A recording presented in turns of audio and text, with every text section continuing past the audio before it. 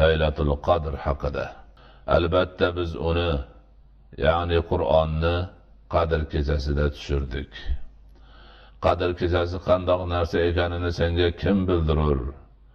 Qadr kechasi 1000 oydan yaxshiroqdir. Unda farishtalar va ruh Robbilari izni ila barcha ishlar bilan tushurlar.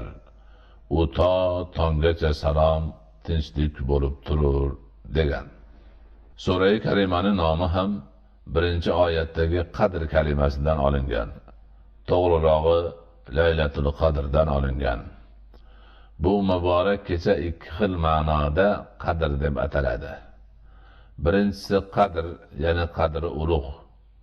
Ikkinchisi Qadar, ya'ni bandalarning qadarini belgilashdir.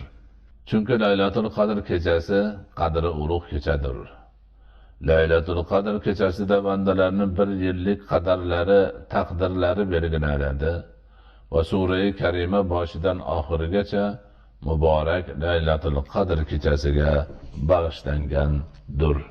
Chunki xuddi shu kechada Qur'oni Karim nozil etila boshlangan.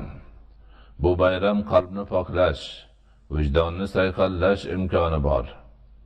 Allohga yaqinlik hosil qilish uchun ham bu kechada bedor bo'lib, uxlamasdan ibodat qilinadi.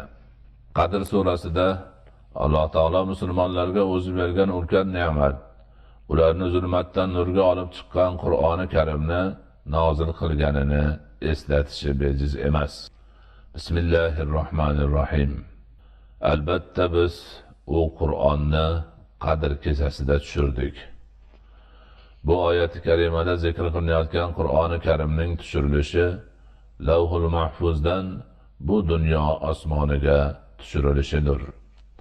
Bu ma'no Ibn Abbas radhiyallohu anhudan rivoyat qilingan. Ana o'sha hodisa Laylatul Qadr kechasida sodir bo'lganini ushbu oyat-i karima ochiq oydin aytib turibdi.